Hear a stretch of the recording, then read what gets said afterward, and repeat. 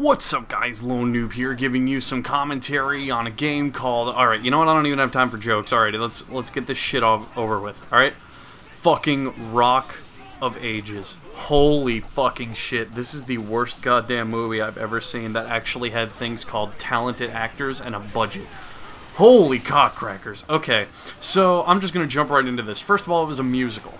And I hated 95% of musicals because they're awful. The writing is terrible, the songs are used as an excuse to advance the plot rather than being an integral part of the plot, and they just feel really lame, predictable, and awful. Now, there are a few exceptions. I love Hair, I love the producers, and there's a couple others that I've seen that were actually really, really good. But the thing is, 95% of musicals are just fucking crapshoots rolled up in horrible songs and... whatever. So anyway, I went in this with an open mind because all the actors were fucking great. And dude, classic rock, who can hate, you know, awesome songs like Any Way You Want? So anyway, jumping right into this fuck shit fest. This girl named Molly McDumtits, who I just called her that throughout the whole movie, is on this bus going to fucking LA because she thinks that LA, the shittiest shithole in America, is gonna turn her life around. When she's on a bus, and I swear to God, the whole bus starts singing that song that's like, motoring, what your brother... You know that song. And... like, it just astounds me how anyone could find this entertaining. Like, the first song in the movie is Motorin', and it sounds like ass, and the whole choreography is nothing but everyone on the bus headbanging.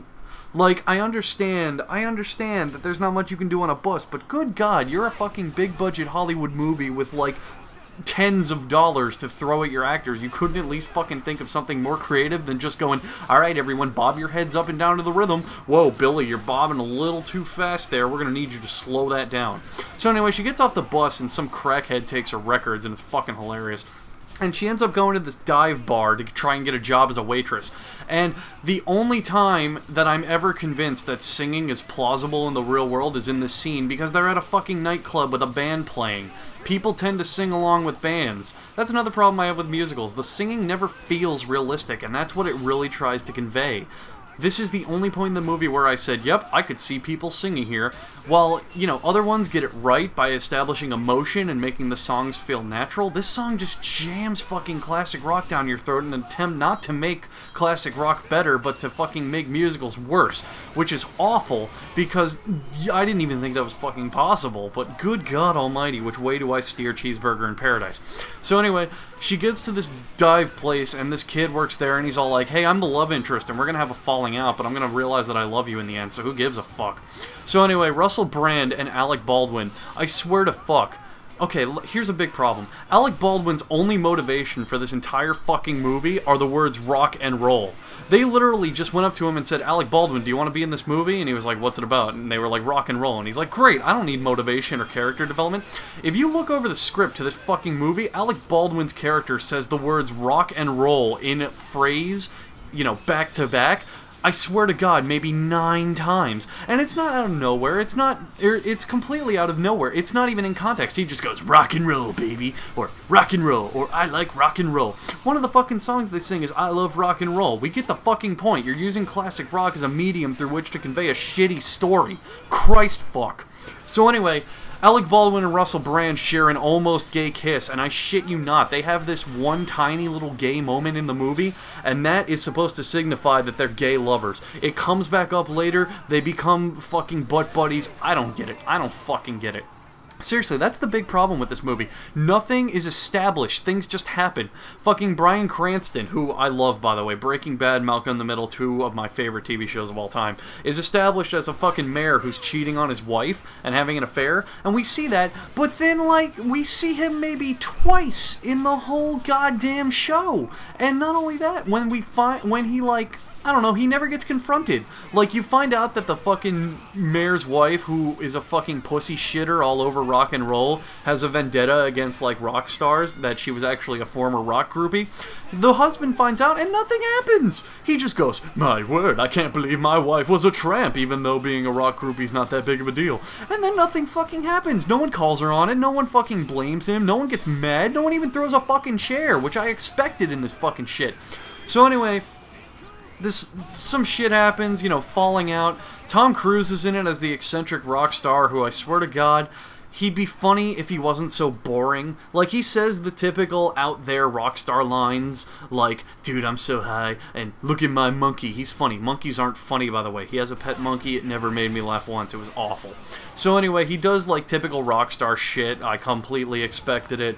And everyone just sings songs about how much they love rock and roll and how they take out of context shit. Remember how I brought up earlier before Journey's Any Way You Want It was in this piece of fuck? That's because they wanted to explain how at a strip club, strippers have men any way they want them. Yeah, it doesn't make sense. Yeah, it's not funny. Yeah, it's not clever. Yeah, it goes on for way too long. And yes, there are count them, 3 scenes in a strip club where the only choreography and dancing consists of the strippers clicking their heels while men do flips off of the poles. Oh my god, my brain hurts. So anyway, the shit goes down. The dude basically thinks that the lady slept with this big rock star played by Tom Cruise, so he's all like, I hate my life, I'm so emo, this shit sucks. And she becomes a stripper because she can't stand being around him anymore. And then, like, it turns out she didn't sleep with him because of fucking course. And just, I don't even want to go over the story. Picture any fucking generic love story that you can and wrap it in fucking classic rock songs that got butcheredized because the soundtrack for the movie was re-recorded with the fucking highest non-rock sounding vocalist I have ever heard. And you basically have what is and what always will be. Oh my god. Okay. So anyway, bunch of shit goes down. Good moments. Okay, good moments. Oh man. Okay. Something nice, something positive. Like, I've reviewed a bunch of movies. I said Prometheus was pretty. I said A Devil Inside was hilarious. Good moment. Okay. Some of the mashups are good. Like, when they take 2 songs and put them together, some of those worked pretty well. Like, the harmonies, I guess, the fucking vocals. Some of them, not bad.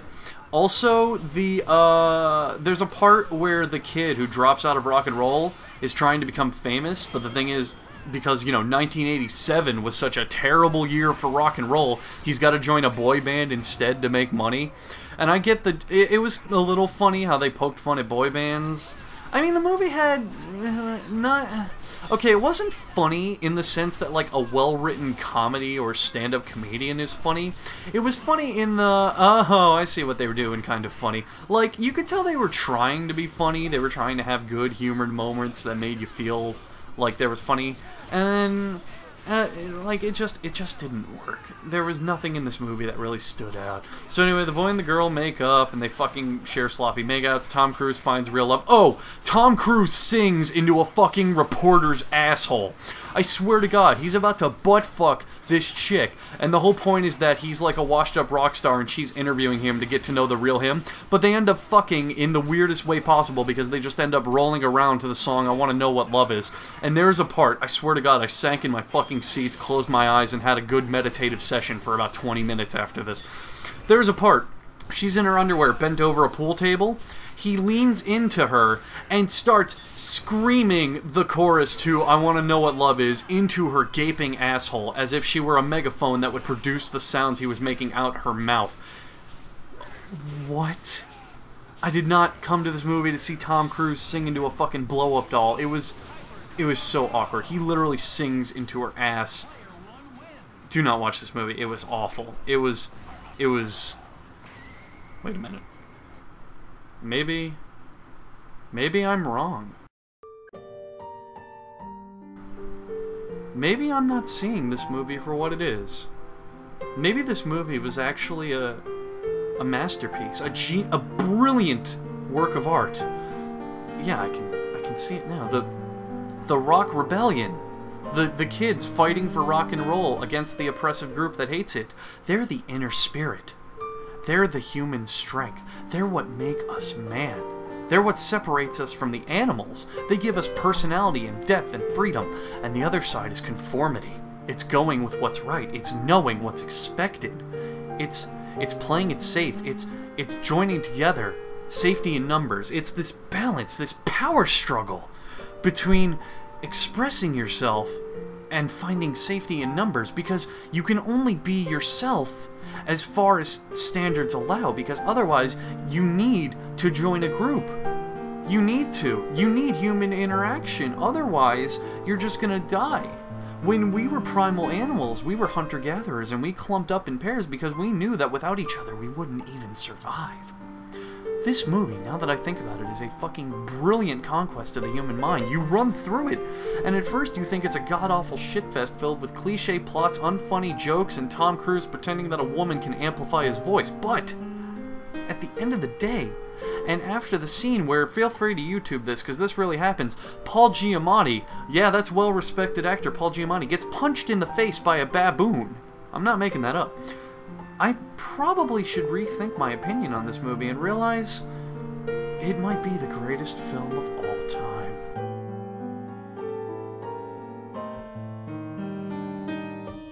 Nah, fuck that. The movie sucked. See you later.